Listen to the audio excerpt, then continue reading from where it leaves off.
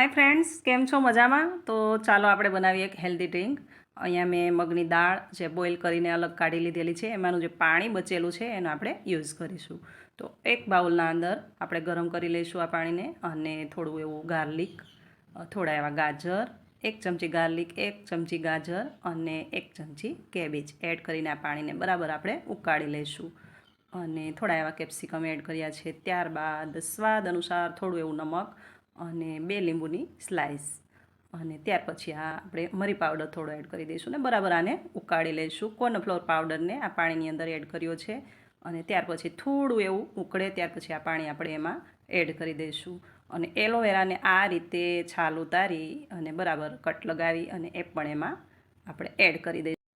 હવે જો લોકોમાં એવું માનવાનું છે કે સ્કિન ગ્લો માટે લીંબુનો ઉપયોગ કરે છે, અને હેરફોલ હોય તો એલોવેરાનો, પણ મતલબ થોડા ટાઈમે યુઝ કરવો પડે તો એનો આપણે વધારે બેનિફિટ મળે છે. અને આજે આપણે આ ટોનિક બનાવીને આપણે બોડીને હેલ્ધી રાખીશું અંદરથી, કે જે તમને પૂરી રીતે બધા જ ફાયદા આપે અને પૂરી રીતે તમને હેલ્ધી સ્કિન ગ્લો પણ મળે અને હેરફોલ પણ ખતમ થઈ જાય. તો ચાલો જોઈ લઈએ એના ફાયદા અને બેનિફિટ.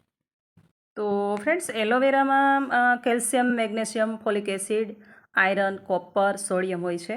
અને વિટામિન જોઈએ તો એ vitamin B1, vitamin B2, vitamin B6, vitamin B12, vitamin C અને ઈ. અને જો એવી જ રીતે લીંબુમાં જોઈએ ને તો વિટામિન એ, બી અને સી ભરપૂર માત્રામાં હોય છે. અને એના સિવાય બીજું જોઈએ ને તો સોડિયમ, પોટેશિયમ, મેગ્નેશિયમ, તાંબુ, લોહુ અને ક્લોરિનનો બેસ્ટ સ્ત્રોત છે.